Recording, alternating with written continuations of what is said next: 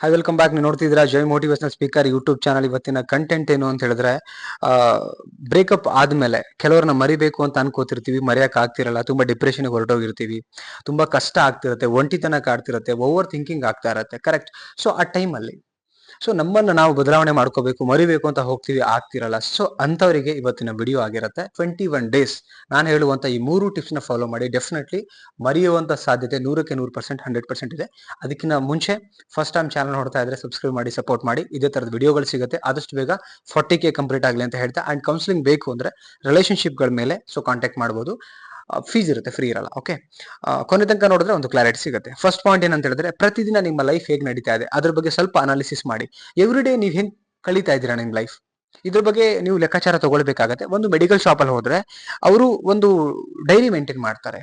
ಎಷ್ಟು ಮೆಡಿಸಿನ್ ಹೋಯ್ತು, ಎಷ್ಟು ಮೆಡಿಸಿನ್ ಹೋಗಿಲ್ಲ, ಯಾವ್ದು ಖಾಲಿ ಆಯ್ತು, ಎಷ್ಟು ಇವತ್ತು ಬಿಲ್ ಆಯ್ತು, ಎಷ್ಟು ಕಲೆಕ್ಷನ್ ಆಯ್ತು, ಎಷ್ಟು ಕಲೆಕ್ಷನ್ ಆಗಿಲ್ಲ ಅಂತ ಹೇಳಿ. ಅಂದ್ರೆ ನಾವು ಬದುಕೋದು ಕೆಲವು ವರ್ಷಗಳು ಮಾತ್ರ ಇಲ್ಲಿ. ಸೊ ನಮ್ಮ 20, 25, 30, 35, 40 ವರ್ಷ ಇಷ್ಟಾಗಿದೆ ಅಂತ ಹೇಳಿದ್ರೆ ಇನ್ನೆಷ್ಟು ವರ್ಷ ಬದುಕಬಹುದು?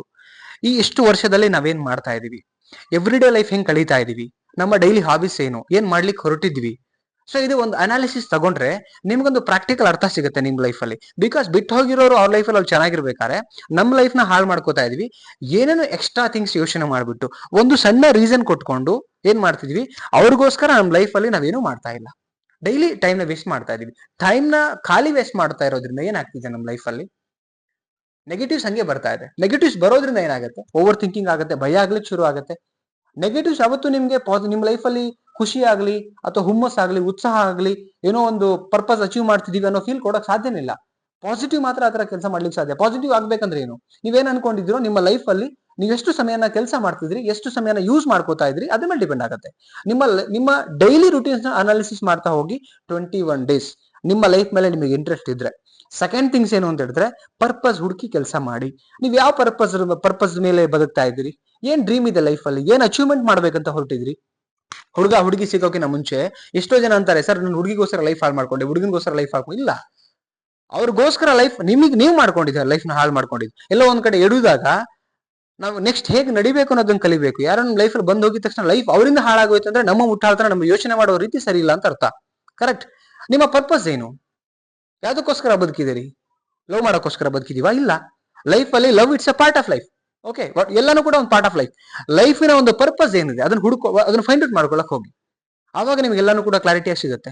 ಲೈಫ್ ಅಲ್ಲಿ ಯಾವ್ದು ಸಮವಾಗಿ ಯಾವ್ದು ಇಲ್ಲ ಸ್ನೇಹಿತರೆ, ಅಪ್ಸ್ ಅಂಡ್ ಡೌನ್ಸ್ ಎರಡೂ ಇರುತ್ತೆ. ಪ್ರತಿ ಫೇಲ್ಯೂರ್ ಅಲ್ಲೂ ಒಂದು ಕೂಡ ಹೊಸದನ್ನ ಕಲಿಯಕ್ ಶುರು ಮಾಡಿ. ಒಬ್ಬ ಯಾರೋ ನಿಮಗೆ ಪಾಠ ಹೇಳಿಕೊಟ್ಟು ಹೋಗ್ತಾನೆ, ಅದನ್ನ ಕಲೀರಿ. ಬಟ್ ಲೈಫ್ ಅಲ್ಲಿ ನಿಮ್ಮ ಹಿಂದೆ ಜನಗಳು ಬರೋ ತರ ನಿಮ್ಮ ಪರ್ಪಸ್ ಮೇಲೆ ಕೆಲಸ ಮಾಡಿ, ಆ ಪರ್ಪಸ್ ಅಚೀವ್ ಮಾಡಿ. ಅದು 21 ಡೇಸ್ ಕಂಪಲ್ಸರಿ ಮಾಡಿ. ಓಕೆ, ಮೈಂಡ್ ಅದು ಸೆಟ್ ಆಗ್ಬೇಕು. ನೆಕ್ಸ್ಟ್ ಪಾಯಿಂಟ್ ಏನಂದ್ರೆ, ಯಾರು ನಿಮ್ಮ ಲೈಫ್ ಅಲ್ಲಿ ಕೊನೆವರೆಗೂ ಬರ್ತಾರೆ, ಯಾರಿಗೋಸ್ಕರ ಓವರ್ ಥಿಂಕ್ ಮಾಡ್ತೀರಿ, ಯಾರಿಗೋಸ್ಕರ ಕಣ್ಣೀರ್ ಹಾಕ್ತೀರಿ, ಎಲ್ಲಿ ತನಕ ಬರೋಕ್ ಸಾಧ್ಯ ನಿಮ್ಮ ಲೈಫ್ ಅಲ್ಲಿ? ತುಂಬಾ ಇಂಪಾರ್ಟೆಂಟ್ ಇದೆ ಆಕ್ಚುಲಿ. ಹಸ್ಬೆಂಡ್, ತಂದೆ ತಾಯಿ, ಬಂಧು ಬಳಗ, ಯಾರ ಬಗ್ಗೆ ಯೋಚನೆ ಮಾಡಿದ್ರು ಫೈನಲಿ ನೀವು ಸಾಯ್ಬೇಕಾರೆ ನೀವು ಒಬ್ಬರೇ ಸಾಯೋದು. ಅದೇ ಪ್ರಾಕ್ಟಿಕಲ್ ಬಗ್ಗೆ ಮಾತಾಡ್ತಿದ್ದೀನಿ ನಾನು.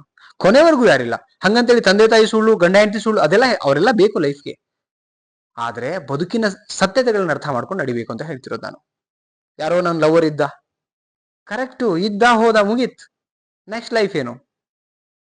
ಅವ್ರ ಲೈಫಲ್ಲಿ ಚೆನ್ನಾಗಿರ್ಬೇಕಾದ್ರೆ ನೀವು ಬದುಕಿದೆ ಅಂದ್ಮೇಲೆ ನೆಕ್ಸ್ಟ್ ಮೂವ್ ಆನ್ ಆಗ್ಬೇಕು. ಬದುಕು ಅದೇ ಆಕ್ಚುಲಿ. ಓಕೆ, ಈಗ ಯಾರೋ ನಿಮ್ ಲೈಫಲ್ಲಿ ಇದ್ದಿದ್ದು ಒಂದಿದ್ರೆ ಅಥವಾ ಇರ್ತಾರಂದ್ರೂ ಕೂಡ ನಿಮ್ಗಿಂತ ಮುಂಚೆ ಸಾಯ್ತಾನೆ, ಇಲ್ಲ ನಿಮ್ಗಿಂತ ನೀವು ಸತ್ ಮೇಲೆ ಸಾಯ್ತಾರೆ.